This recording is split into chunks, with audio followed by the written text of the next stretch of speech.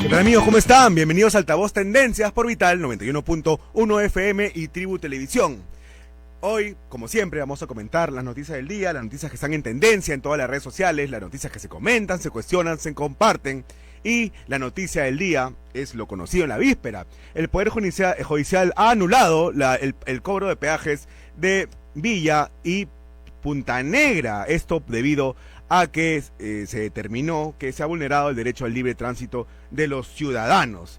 Además, hoy se estrena la película Chavín de Huántar, este exitoso operativo que tiene que ser recordado por todos los peruanos para que no vuelva a ocurrir este terrible, sanguinario episodio que ha vivido nuestro país.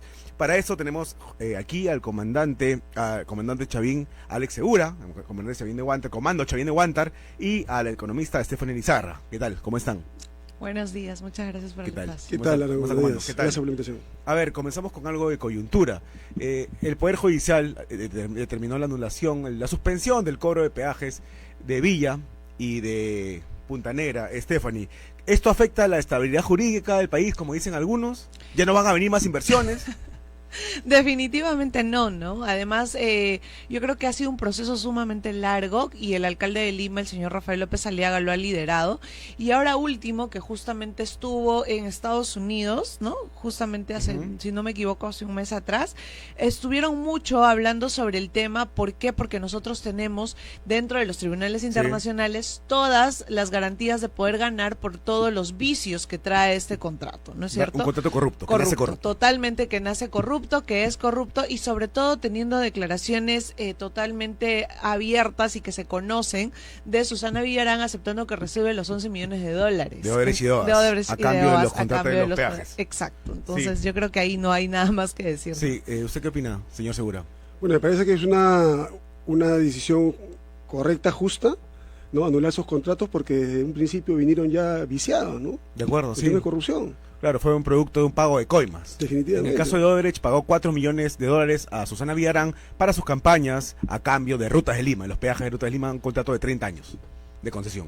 Esto definitivamente beneficia a la mayoría de limeños que transita por estas vías.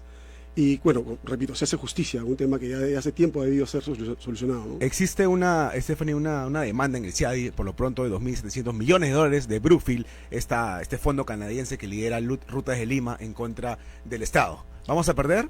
No, definitivamente yo no creo que se pierda. ¿Por qué? Porque te digo que hay muchos vicios detrás, y además porque esta vez, a diferencia de las veces anteriores, hemos tenido, y ahora tenemos, bueno, a Renzo Reyardo, alcaldes de Lima que están liderando el proceso, y que no tenemos abogados que están de juez, o sea, que están para ambos lados, ¿no? Porque en realidad eso ha sido lo que ha pasado en anteriores procesos. Pero yendo al punto específico de los peajes, ¿sí? Mira qué interesante mencionar que aquí también en el Perú, el 2024, cuando el Tribunal Constitucional tiene un fallo a favor de los penales de Puente Piedra, ¿no es cierto? Claro, ya. Esos son el precedente, claro, suspenden Negra. Los peajes de Puente Piedra, y ahí empezaron a generar toda esta corriente de opinión donde decían que ahora vamos a tener problemas en el tema internacional, y ahora ya quitan los peajes del sur, ¿no? De claro, esta parte del sur. Han quitado el de Conchán. Ahora se suma Punta Negra y Villa. Punta Negra y Villa, que son las entradas principales para toda la parte sur de nuestro país. Todos los que vamos para, así sea ida y vuelta para Chilca, Cañete, tenemos que pasar por esos peajes. Y eso es realmente importante porque el precedente ayuda al nuevo, digamos que al quitar los peajes en este momento. Y teniendo ya un tribunal constitucional con una resolución válida que ya nos está dando el primer precedente para lo que ha sucedido ahora, yo creo que es importante mencionar que todo está alineado en lo que es nuestra defensa nacional, ¿no? Entonces, de acuerdo. Señor Segura, lo que ha señalado el TC, en lo que menciona Estefany, es que se ha vulnerado el derecho al libre tránsito, no hay vías alternas. Ese es el problema. Pero yo no creo, hay una estrategia bien definida por Rafael con respecto a eso. Sí. No creo que ese sea un problema para la población que transita por esas vías. No, digo, se ha afectado al ciudadano, porque no hay vías alternas. Es que Rutas de Lima ha afectado al ciudadano. Por eso le digo, bueno, Ruta de Lima, claro que sí, porque es un derecho constitucional de todo peruano hacer uso del libre tránsito, ¿no? Es un hecho constitucional. Y en este caso no hay vías alternas. No hay vías alternas, es correcto. Claro, o sea, el derecho fundamental que estaba transgrediendo Rutas de Lima con los peajes y que Susana Villarán los aceptó, Tal ¿no? cual, Porque ella sí. los aceptó, era el derecho de libre tránsito de todos los peruanos, Sí, no sí. de uno, sino de todos. Claro. Entonces yo creo que esta sentencia está a favor en realidad de toda la ciudadanía que se veía afectada por los Claro, peajes. ese es sentido común, ¿no? Pero igual ya salieron voces, incluso de reconocidos abogados, señor Segura, de decir, reitero, que esto afecta a la estabilidad jurídica, ¿no? Y que va a Van a salir- aumentar las inversiones. Siempre van a salir voces en contra de lo bueno que se está haciendo con Lima en estos momentos, ¿no? Lo que van a querer siempre va a ser tratar de mancillar o manchar las buenas obras que ha hecho el alcalde de Lima o que ha hecho Rafael en su Sí. momento, y que definitivamente Renzo lo va a continuar. Ujú. Es lo que tratan de hacer, es bajarle un poco los puntos a Rafael, ¿no? Sí, tú entonces descartas, Stephanie, este alejamiento, este espanto de inversiones privadas. Yo creo que al contrario, este es un mensaje ¿Sí? que como país se tiene que dar a la inversión en general, la inversión privada.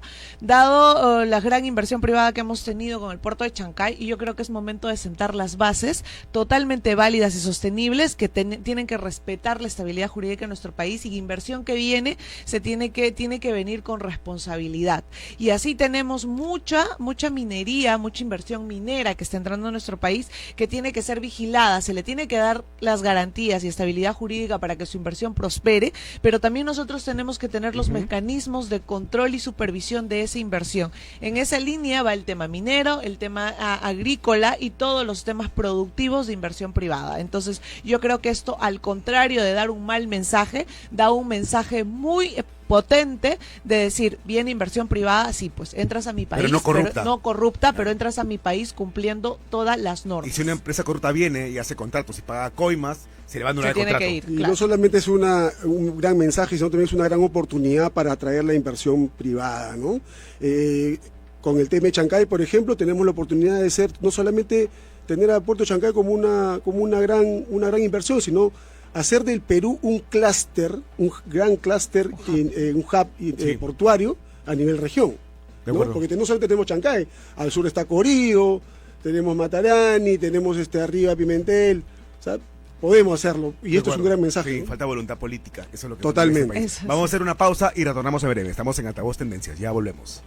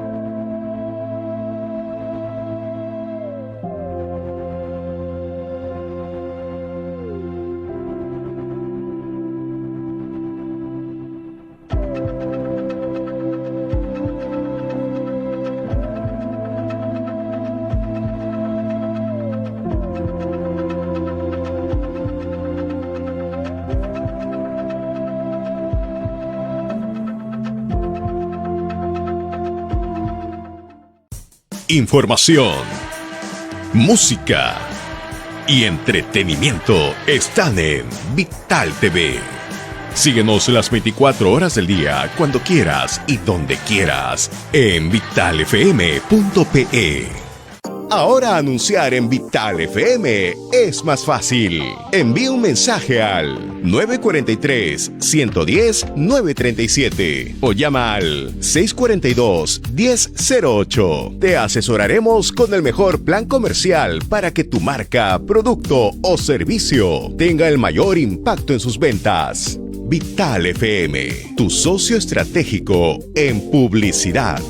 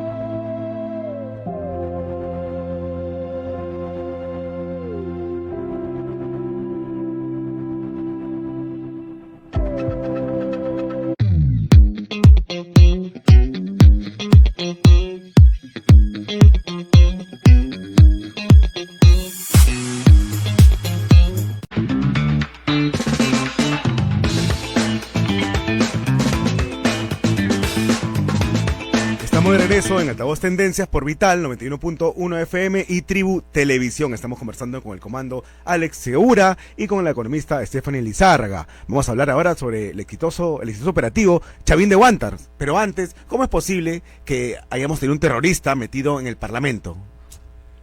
Eso ya lo sabíamos, ¿no? De antes. Guillermo Bermejo. Ya lo sabíamos de antes. Lo dije en algunas entrevistas. En varias entrevistas, sí. Y no solamente yo, sino otras personas también lo he dicho. El almirante Jean Pietri, que descanse, lo señaló directamente, ¿no? Ahora, recién hemos abierto los ojos o recién se ha confirmado lo que todo el mundo ya sabía. Pero teníamos a Monserga en ese momento, no te ruquees, ¿no? No te ruquees, no quiere que lo derruquee. Sin embargo, mira, era el nexo con los Quispe Palomino en el Brain.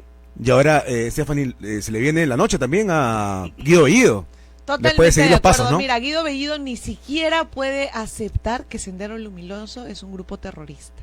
Imagínate. Sí, y defiende de Lagos, ¿no? Defiende, claro. Y ahora, ¿dónde está Vladimir Cerrón, no? Él también Porque está Vladimir Cerrón involucrado. también está involucrado dentro de la investigación. Y no solamente Vladimir Cerrón, sino gente de su entera confianza, de su círculo más cercano, desde el gobierno regional de Junín. O sea, estamos hablando de un grupo articulado que, como lo ha dicho el comando Chavín de Huántar, es un grupo que realmente ha escalado a partido político y luego han llegado al poder. Ahora, que no te quepa ninguna duda que siguen en la misma línea desde JP, ¿no? El propio abogado Noblecilla. Sí, claro. El propio abogado Noblecilla. Ahora son filoterroristas, son ¿no? filoterroristas. Entonces no vamos ahora que nos digan no te ruqueen, están acomprados. No. Eso es exactamente la misma línea, disfrazada o digamos que escondida debajo los mantos de la política, pero es así. Porque JP, el presidente actual de Juntos por el Perú, que Roberto Sánchez, que ya hizo alianza con Pedro Castillo, salen alegremente con banderas del ML19. Ojo.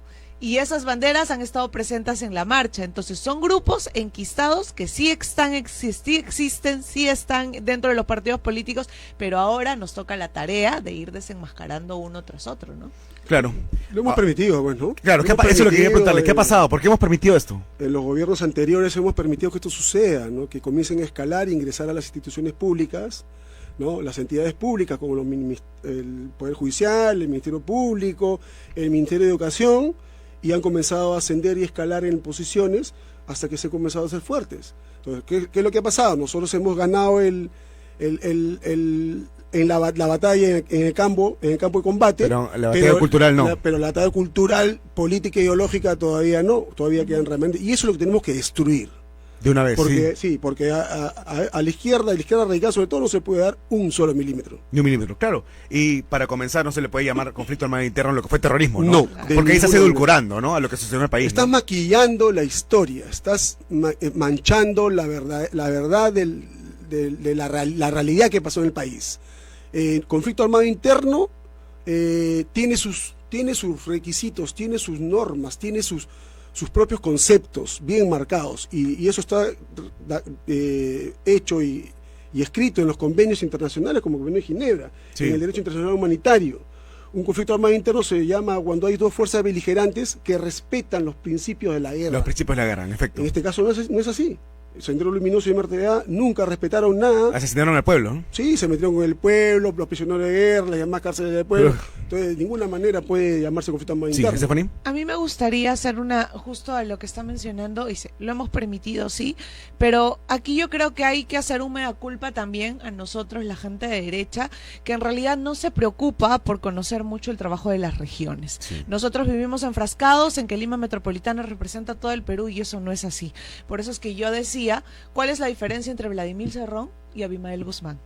¿No? Vladimir Cerrón es Abimael Guzmán 2.0. ¿Por qué? ¿Por qué? Porque él lo mismo, presenta un libro del campo a la ciudad, lo mismo que decía Abimael Guzmán, de la chacra a la ciudad, es el mismo pensamiento, es la misma idea, finalmente.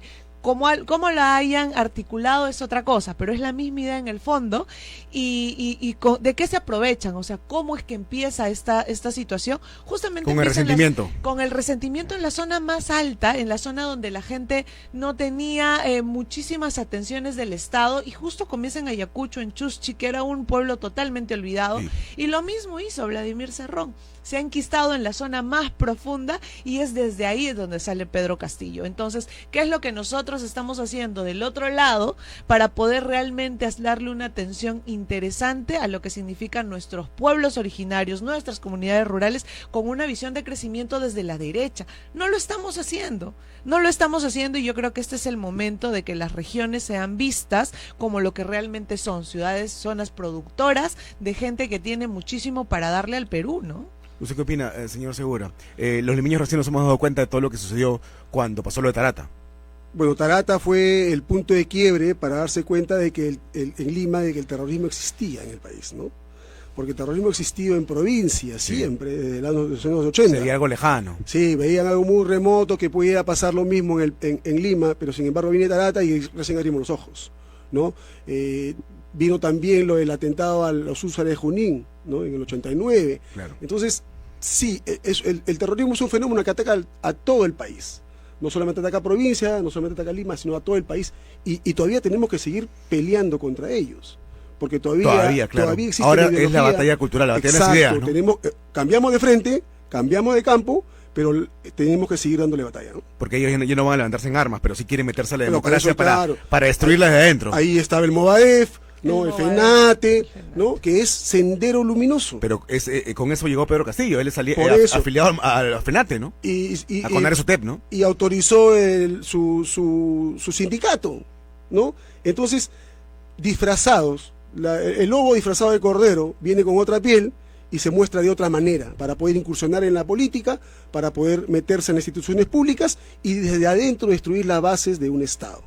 Eso es lo que quieren. Totalmente de acuerdo. Sí, ahora hablemos sobre el exitoso operativo, donde 72 rehenes, lamentablemente falleció uno, el juez Carlos Justi. Carlos Justi falleció porque recibió un disparo, ¿no?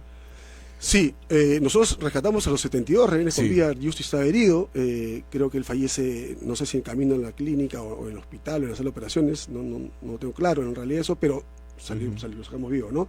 Él fallece en el cuarto donde tenía que dominarlo Jiménez.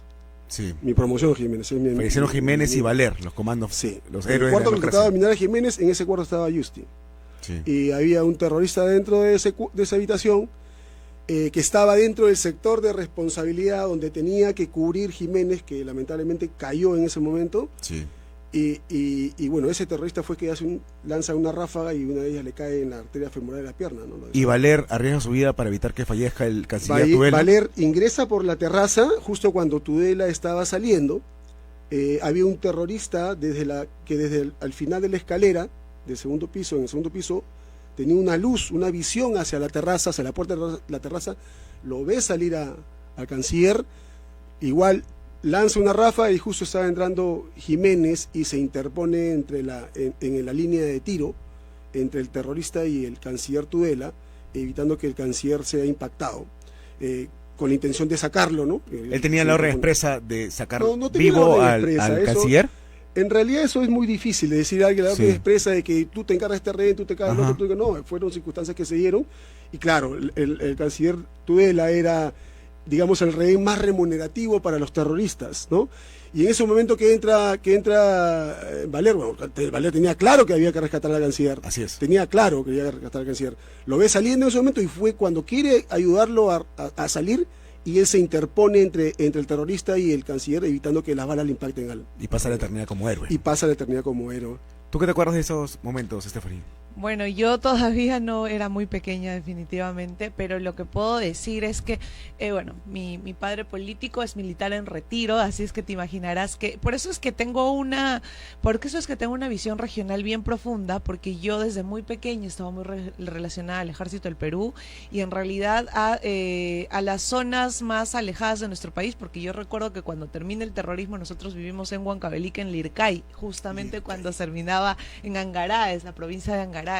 Entonces, pero lo que yo recuerdo mucho que él me contaba, porque de todas maneras militar en retiro, es lo que él admiraba del trabajo de militares, ¿no? Sí. De militares en una operación la operación más exitosa, ¿no? Una de las rescate más del mundo, ¿no? Del mundo, ¿no? Y el hecho de que ahí haya héroes, ¿no? Héroes de la democracia o héroes que hayan defendido, por ejemplo, la vida del canciller, que el día de hoy puede contar en las aulas la experiencia que tuvo, es un gran mensaje para los jóvenes. A mí, desde muy pequeña, el tener el mensaje directo ha calado muy profundamente en mí con una responsabilidad social y patriota que me hace trabajar en una línea respetar a la directa policía y los militares. respetar a la policía y los militares. Lo que no Y existe ahora, ¿no? Porque le exacto. tiran piedras, explosivos, Entonces, avellanas y no pasa nada. Este mensaje, y creo que la película va a ser una... Hoy se estrena la película, Claro, sí. el día que se...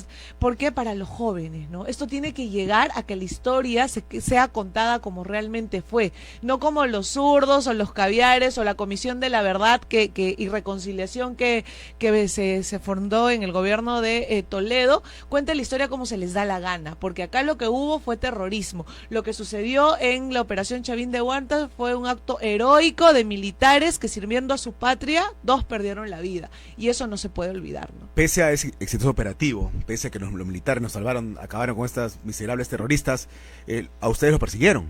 Unas denuncias. 14 años, de 2002 hasta el 2015. Por homicidio, ¿no?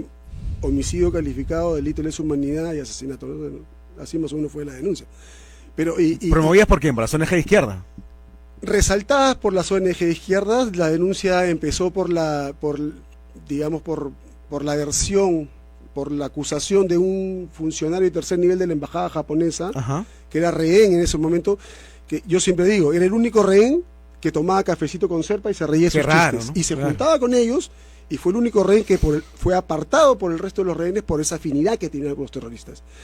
Entonces yo sostengo que ese rehén que nos acusa de una manera absurda fue el que le proporcionó la información necesaria a la MRTA para que ellos puedan tomar la embajada un 17 de diciembre del 96.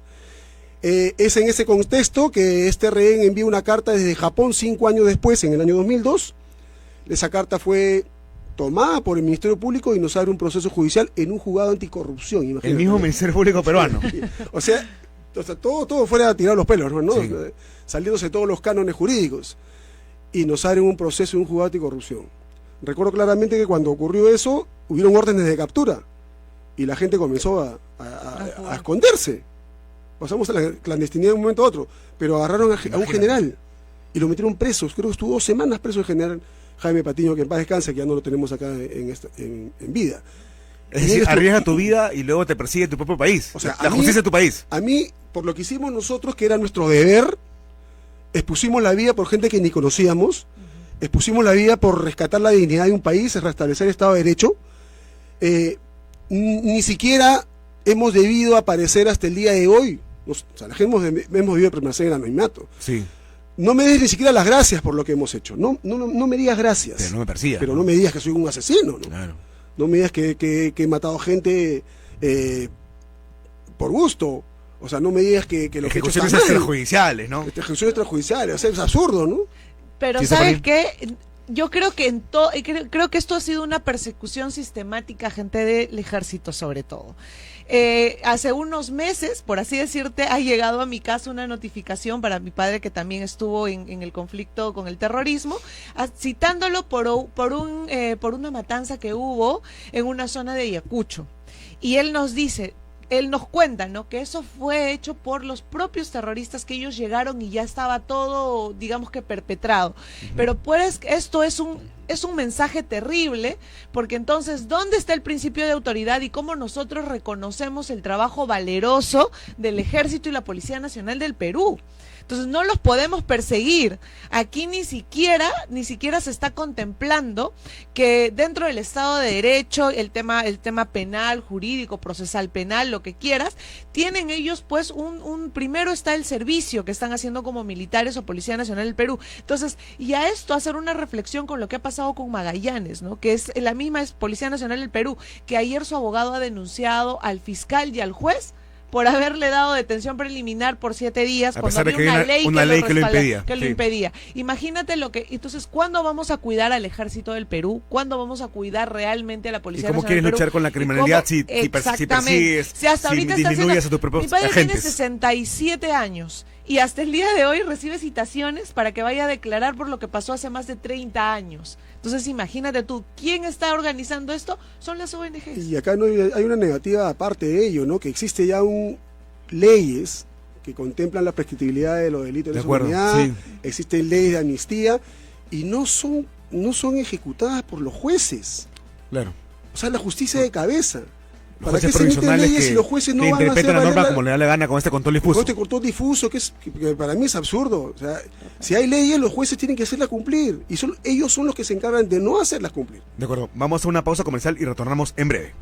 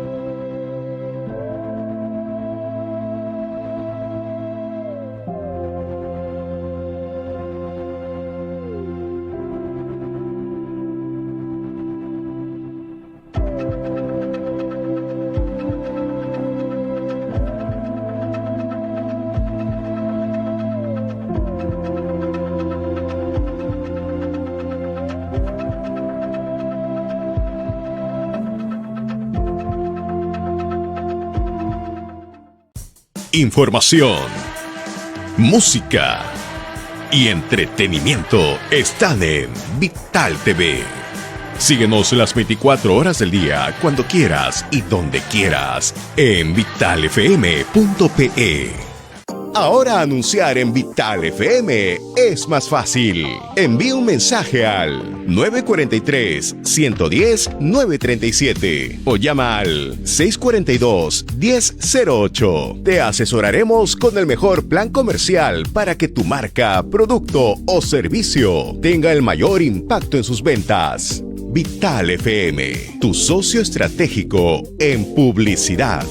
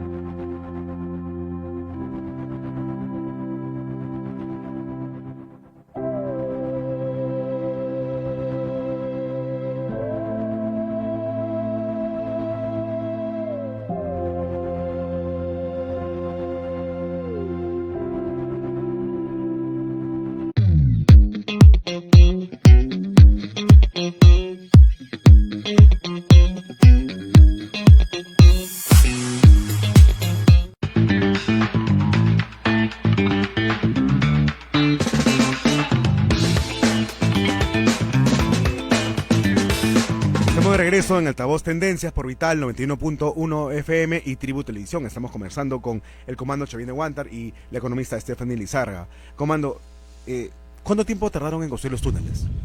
Los túneles se construyeron en 3 meses, de enero hasta abril. La última parte, los últimos días ya los mineros sintieron un poco de temor y no quisieron continuar no quisieron terminar el túnel. Fue entonces que se echó mano de tropa del batallón de comando 19 que acabaron las labores. El trabajo. Y por eso, para que no los descubran, pusieron los parlantes. Los parlantes alto volumen. Uno para disimular los ruidos del subsuelo y lo otro para aturdir un poco a los terroristas, ¿no? Claro, aturdidas a rehenes, aturdidas a vecinos, pero era un sacrificio. Una estrategia. Serpa Cartolina al final quería que liberen a su pareja, Gilbonio, ¿no? Nancy Gilbonio era su pareja de Serpa y estaba recluida en un penal. pero también era quien tenía los números de las cuentas del TMRTA. Entonces el motivo era doble, un motivo sentimental y otro motivo económico, porque ahí tenían las cuentas del TMRTA. Y al final, creo que incluso el cardenal Cipriani le propone a Serpa, porque Serpa lo que quería era liberar 458 presos terroristas. Así es, incluido Lori Berenson, Cárdenas Schulte. Iba a pasar, porque hubiera sido derramar sangre en vano, que se habían perdido vidas en vano, y eso no iba a pasar. Y creo que el cardenal decía, bueno, que hay que decirle a Fujimori que libere por lo menos a 10, entre ellos a Nancy, o por lo menos a Nancy, porque el cardenal le pedía al presidente, le decía, dame a Nancy, porque él quería evitar estas cosas, ¿no? Bueno, él no sabía que lo que estábamos planeando como contingencia, pero ni así, ¿no? Serpa se negó a la posibilidad de una salida pacífica. De acuerdo. ¿Sí, Stephanie? Justo a lo que decía, yo creo que es muy importante ya analizar en realidad cuál fue la posición del presidente Fujimori en ese momento, sí, ¿no? Claro. Porque no negociar con terroristas, ¿no? Exacto, y es lo que nosotros debemos, yo creo que nos quede como un mensaje en general. No se negocia ni con terroristas, no se negocia ni con extorsionadores, delincuentes, ni con gente de izquierda radical. Con ellos no se negocia, y lo único que queda dentro de lo que ya tenemos, y como ha dicho el comando Chavín de Huántar, todos los que ya están enquistados dentro de la política nacional, lo único que queda, tal vez por el bien del país, es tener una relación, digamos que por el bienestar del país, pero tú nunca puedes negociar ni con un terrorista ni con uno de izquierda radical, y ha sido un craso error, creo yo, darle tanto espacio a Perú Libre en la mesa directiva. Sería un insulto, ¿no? Sería un insulto, sí, para aquellos que hemos peleado, hemos expuesto la vida, para aquellos que han muerto en el campo de batalla, sí, para aquellos que han dado su vida por la patria, ¿no? Por el país. Sería un insulto negociar con esa gente. Volvamos a 22 de abril de 1997. ¿A qué hora es la incursión? 3:23, 15 y 23 horas, nosotros iniciamos la operación. Previamente... Hubo un vuelo de un helicóptero, ¿no? Sí, bueno. De la policía, ¿no? Yo recuerdo, estábamos abajo, yo no lo escuché mucho porque estaba en el túnel, pero hubo una pausa, una tensa pausa en ese momento, porque era posible que la operación abortara por este helicóptero.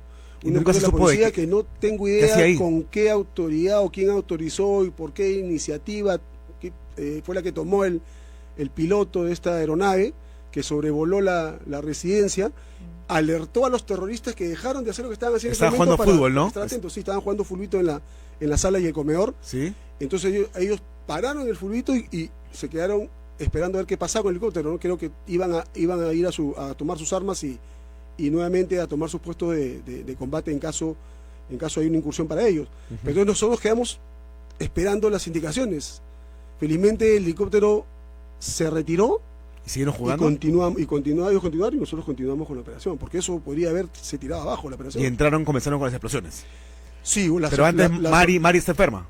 Claro, lo que pasa es que para que la operación se dé había que tener 3 condiciones. A ver. Y las condiciones eran que estén jugando por lo menos 10 terroristas fulbito en el primer piso. La segunda condición era que dentro de esos 10 esté Serpa Cartolini. Y la tercera condición era que el pistillo el seguro de la puerta blindada del segundo piso que da a la terraza esté abierto por dentro. Inteligencia pura, ¿no? Claro, entonces un rehén se encargó de abrir eso. Una vez que se dieron las 3 condiciones, el almirante Gianpietri lanza la frase "Mari está enferma", que era un indicativo de que el ok. Estamos listos, los esperamos. Fue en ese momento de que dan la orden, el conteo y se inicia la operación. Comienzan con los explosivos. Sí, 3 explosiones simultáneas debajo de la sala, debajo del comedor y debajo de la biblioteca, que fueron el listos ya para nosotros, sin salir de los túneles, tomar nuestras posiciones en los puntos de aplicación, hacer el brechado correspondiente e ingresar a la residencia, ¿no?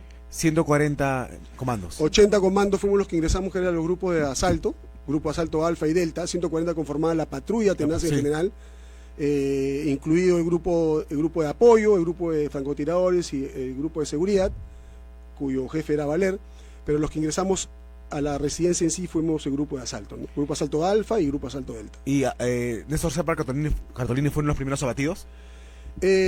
Yo diría que sí, porque las explosiones subterráneas no mataron a ningún emartista.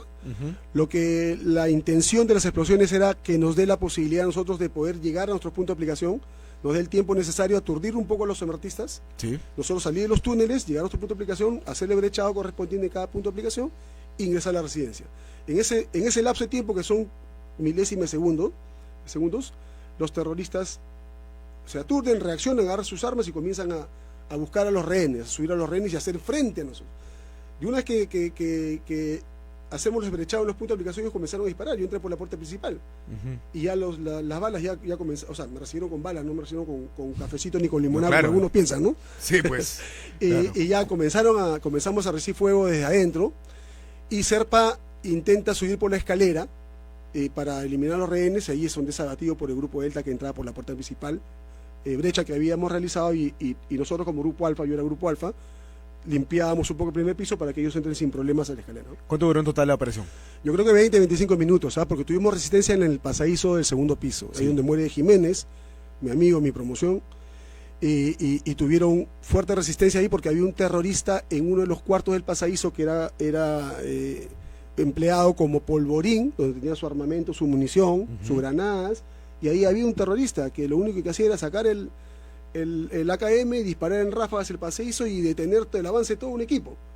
No contento con la ráfaga, lanzaba granada, y muere Jiménez, le vuelan el pie a otro comando, hay 7 comandos heridos en ese grupo, y ese pasadizo fue un infierno realmente. ¿Ese fue? ¿Qué te parece? No, escuchar la historia contada directamente a mí me deja bastante sorprendida, porque todos los que bueno, hemos visto o conocemos un poco de la operación Chavín de Huántar, lejos de saber que es una operación exitosa, es muy diferente que te lo cuente la persona que ha tenido la experiencia de estar adentro, ¿no? Entonces yo creo que hay que reconocer ese trabajo que ha sido totalmente intenso. Mira, el simple hecho de estar en un enfrentamiento a bala, digamos que a balazos, ya de por sí causa mucho miedo. Imagínate toda una operación tan peligrosa. Pero sí lo curioso aquí es, y no sé si más bien le preguntaría, en ese tema de todo el grupo que entró al momento de caer Serpa, ¿quién queda al mando, no? ¿Quién es el segundo al mando de Serpa Cartolini, y luego que empieza a dirigir esto, no? Porque eso todavía hasta que se termine la operación. Claro, ellos tenían una organización jerárquica también. Luego de Serpa venía al mando Rolly Rojas el Árabe, y luego Tito, si mal no recuerdo. Pero los 14 emertistas murieron en diferentes puntos de la residencia, ¿no? Porque en todos ellos ofrecieron resistencia y se enfrentaron a la fuerza del orden. Si nos remitimos a la es decir, nunca día, se rindieron. Nunca se rindieron. Fueron a matar si nos remitimos al día, a los comandos, y a los videos, a los audios que hay de la operación, ahí se escucha un enfrentamiento, se escucha bala, ¿verdad? Toda la bala que se escucha, todos los disparos que se escuchan de esos videos, de esos audios, es producto de los disparos que ellos efectúan, porque nosotros entramos con silenciador. Claro. O sea, imagínate el enfrentamiento que ha habido adentro. Adentro es un infierno. O sea, una cosa es tener un enfrentamiento en un campo abierto, en la selva. Yo tenía enfrentamientos en la selva, en el Cenepa. Sé lo que es un enfrentamiento abierto, pero una cosa muy diferente es hacerlo dentro de una casa donde en el mismo lo tienes a 1,5 metros de distancia y no lo ves, porque hay humo, polvo, gases, ¿no? Puertas. No lo ves. Sí, claro. En la carta que le deja a su familia, el comando Valer, el coronel Valer señala algo muy importante, ¿no? Que hay que resaltar.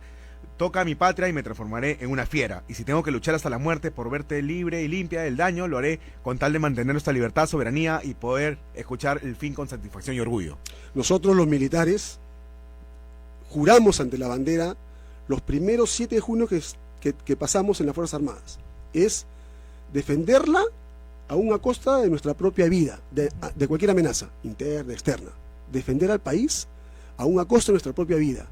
Y ese juramento no termina con que tú te quitas el uniforme y pasas al retiro. Ese juramento termina con el último suspiro de tu vida. Los que estamos vestidos de civil, llevamos el uniforme pegado a la piel. Llevamos la bandera envuelta. Y ese juramento va a regir hasta el último suspiro de nuestras vidas. Aún estando de civil, vestido de civil, podemos hacer algo por nuestro país. Podemos seguir defendiendo nuestro país, podemos seguir luchando por nuestro país. Desde otra trinchera, claro, sí, pero podemos hacer algo más por nuestra patria. De acuerdo, vamos a hacer una última pausa comercial y regresamos, ya volvemos.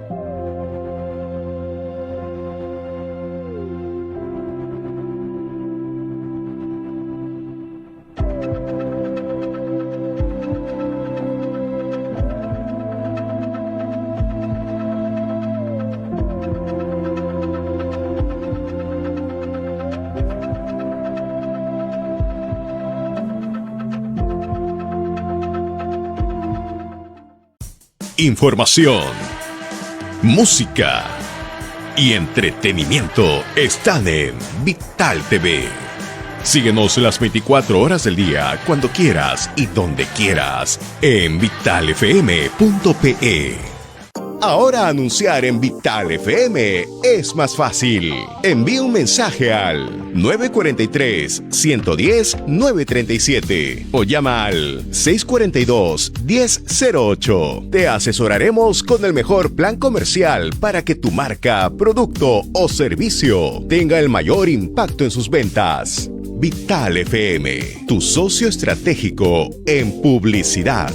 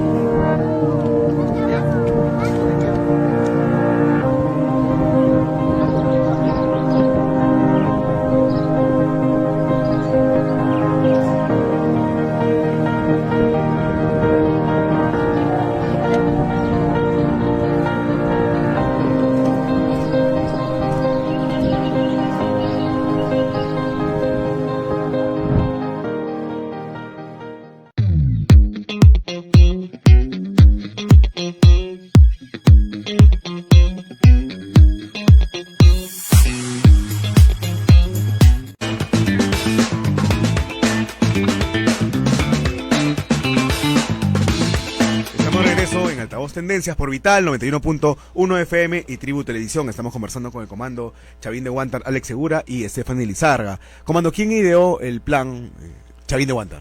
El plan lo ideó el coronel William con su estado mayor, ¿no? O sea, ahí estaba el coronel Alatrista, el coronel Reyes y los coroneles Díaz y Paul da Silva. La estrategia militar tiene que ser diseñada por militares. Claro, es como decir que yo le diga a un ingeniero cómo debe construir una casa, ¿no? Como un arquitecto cómo debe diseñar, ¿no? Como tú dices, zapatear un zapato. Entonces, los militares diseñamos la estrategia militar. Eso es indubitable. Ahora, no hay que ser mezquinos, hay que reconocer que aquí hubo una decisión política fundamental, que fue la tomada por el presidente Fujimori, ¿no? Sin esa decisión política no hubiera habido Operación Chavín de Huántar, no hubiera habido una patrulla de intervención que era un plan de contingencia ante el fracaso de una negociación para una salida pacífica. Sí, hay que reconocer que hubo decisión política respecto a esa. La toman los políticos, la toma el presidente de la República, la toma el jefe supremo de Fuerzas Armadas. Pero el diseño de la estrategia militar, el plan de operaciones, es diseñado por los militares. ¿Y cuál fue la labor del almirante Luis Gianpietri? Importantísima, porque él como hombre de inteligencia y de las Fuerzas Armadas sabía perfectamente que ante un evento de esta naturaleza, los de afuera, o sea, las Fuerzas Armadas y el aparato de inteligencia iba a ver la manera de contactarse con la gente adentro. Y entonces él le hablaba a los cuadros, le hablaba a los termos, le hablaba a la Biblia, le hablaba a cual objeto se le cruzara por el camino, porque él decía, en algún momento me van a tener que introducir micrófonos aquí. Y él decía, y los rehenes lo creían loco, porque decía, ¿cómo? Ya está loco, el almirante le está afectando los días de encierro, está hablando con los objetos. Sí. Pero no estaba loco, al contrario, estaba consciente de que eso iba a pasar, hasta que hay un momento que dice, si me están escuchando, tóquenme la cucaracha. Ya habían parlantes afuera, y al día siguiente suena pues la canción, ¿no? La cucaracha, y dice, me están escuchando. Y ahí entabla la comunicación, sabía que había comunicación de ida y vuelta, porque ahí adentro había un viper. ¿De quién era el viper? El viper era el comandante Fernández, que era el edecán del presidente del Congreso, que era Joy Guay. Sí. Y se arregó su vida guardando el viper, guardó el viper, ¿no? En sus partes íntimas, y el viper se salvó, no fue requisado como el resto de vipers. Entonces ya había una comunicación de ida y vuelta. Lanzaban el mensaje por los micrófonos y recibían las indicaciones por el viper. Es así como con el comandante Gianpietri se comienzan a contactar y comienzan a dar las indicaciones para la ejecución de la operación. ¿Pudo frustrar la operación La Portada de la República del túnel? ¿Existe? ¿Sí existe? Totalmente, es una traición a la patria, eso deberían ser enjuiciados. Y si lo sabes, te quedas callado, pues, porque estás poniendo en riesgo no solamente la vida de los rehenes, sino la vida de los comandos que íbamos a ingresar, ¿no? Estabas poniendo en riesgo rescatar la dignidad de todo el país, que en ese momento estaba secuestrada también. Entonces, si eres patriota y te llega esa información o la descubriste, te callas la boca. Pero nosotros transformamos esa amenaza en una oportunidad. ¿Cómo lo hicieron? Sí, eso he escuchado. porque en ese momento Serpa entró en pánico y dijo, no, ya todos los rehenes que están en el primer piso se van al segundo piso. Entonces nos dejó el campo de acción libre para poder accionar en el subsuelo y con lo que hagamos abajo en la tierra no dañar a los rehenes que se encontraban en el primer piso. Ya todos estaban en el segundo piso y para nosotros era más fácil maniobrar abajo. Lo único que teníamos que hacer era calcular las cargas para que no dañe el techo del segundo piso, que era el techo del primer piso, que era el piso del segundo piso. Claro. Entonces, los mineros y los marinos que se encargaban de las brechas se encargaban de esos cálculos ya con un poco más de libertad, ¿no? Sí, Stephanie, dijiste que era traición a la patria esa portada. Totalmente. Y no solo, mira, la República tiene un largo historial de haber hecho muchísimas publicaciones hasta ahora, de tener personajes siniestros, y hay que decirlo, siniestros, operando para sus propios intereses. Y son gente que está alineada al otro extremo, los que están en contra del Perú, en contra de los intereses de la soberanía nacional de los peruanos y de todo lo que representa nuestra democracia. Entonces, yo creo que ese periódico, ese grupo, el Grupo de la República, deberían haber sido en ese momento denunciados por traición a la patria y en este momento seriamente investigados por toda la información confusa y difusa que propagan libre y abiertamente. Pero quería hacer una pregunta y no sé si sea fácil. Montesinos, ¿no? Montesinos que, bueno, en ese momento tenía pues la inteligencia de ¿qué tan importante fue el trabajo de Montesinos? Porque hace un tiempo, y justo en época electoral, se está preguntando, se está viendo, y se dice que Montesinos sería bueno para luchar contra la delincuencia. Entonces, me gustaría saber. Sí, Montesinos y su grupo. Montesinos en un momento era el asesor de inteligencia de la presidencia, era el asesor del SIN, el jefe del el Servicio de Inteligencia. No era el jefe era un general. Está en las sombras. Era el asesor, era el asesor del Servicio de Inteligencia Nacional. Y él, como hombre de inteligencia, con todo su grupo de inteligencia, hicieron un trabajo espectacular. O sea, hay que reconocer que el trabajo fue fundamental y básico para la realización de la operación. Porque un plan de operaciones no se puede realizar si no tienes la inteligencia predictiva y oportuna. Es necesario contar con inteligencia para que tú puedas desarrollar un plan de operaciones, hacer un esquema táctico y diseñar tu estrategia y poder ejecutar una operación militar con éxito. Porque si tú no tienes inteligencia no puedes, estarías entrando ciego. Y es también lo que hizo el MRTA. El MRTA para ejecutar la operación tuvo que tener inteligencia. Claro. De una información de adentro, verás. Tenía una maqueta, ¿no? Tenía una maqueta que le permite a ellos diseñar un plan que salgan victoriosos como que pasó, ¿no? Ellos tomaron la residencia y ahora nosotros teníamos que hacer el rescate, recuperar la residencia, pero para eso necesitábamos tener inteligencia. Y el Servicio de Inteligencia Nacional, con Montesinos, con su gente, nos proporcionó la inteligencia oportuna y predictiva que nos sirvió para diseñar el plan de operaciones. Los primeros liberados fueron, entre varios, Toledo, Sagasti y Javier Descanseco. ¿Qué opina del autógrafo que le pidió Sagasti como prueba de que estuvo secuestrado a Néstor Serpa Cantolini? Nos cree tontos, ¿no? Nos cree ilusos pensar de que una prueba que yo he sido no secuestrado. Tú no pides un autógrafo a quien no admiras. No, pues claro que no. Tú pides un autógrafo a quien admiras. Inclusive, tan desesperada estuvo por el autógrafo que se lo pidió en una caja de cartón de agua. O sea, él quería tener una firma de la persona a quien él admiraba. Pero porque yo no voy a pedir un autógrafo. ¿Qué puede pasar en su cabeza para pedir eso? Queda claro lo que pasa por su cabeza. Sí, claro. Por su cabeza pensaba mi líder, ¿no? Mi ejemplo, ¿no? Claro. ¿Qué cosa más puede pasar? Si tú pides un autógrafo a una persona es porque tú admiras a esa persona. No lo pides como un certificado todo el mundo sabía que estaba secuestrado. No un certificado de secuestro, ¿no? Por favor, o sea, y Descanseco y Toledo ¿sí? negociaron con los de MRTA para poder salir. Dijeron, déjanos salir, Néstor, ¿no? Serpa, déjanos salir, nosotros te damos a salir un comunicado que tú quieras. Y fue en esas circunstancias que ellos salieron. Sí. O sea, salieron y le dieron el comunicado de parte de los emertistas al gobierno. Y hay una anécdota con Toledo que me contaron los rehenes, ¿ah? A ver.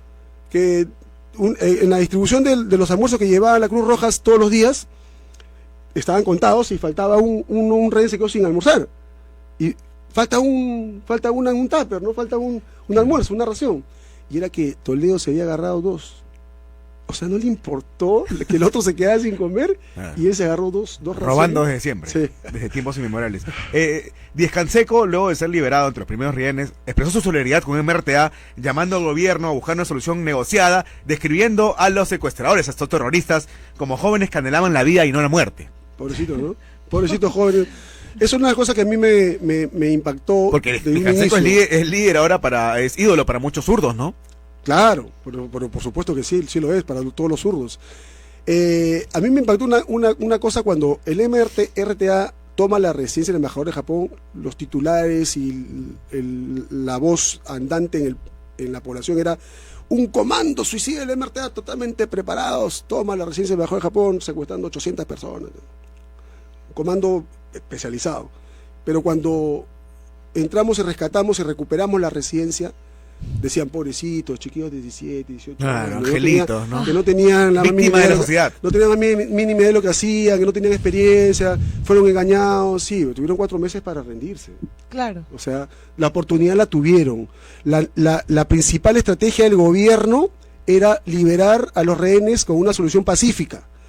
No quisieron salir pacíficamente. Se enfrascaron en una tarea que sabían que ellos iba a terminar muy mal. Y tuvieron 4 meses para rendirse y liberar a los rehenes. No quisieron. Entonces tuvimos que echar mano de una contingencia que era la estrategia militar, ¿no? Arriesgar vidas de personas como nosotros, sí, para rescatar vidas que no conocíamos, para liberar al país de secuestro, porque todos estábamos secuestrados.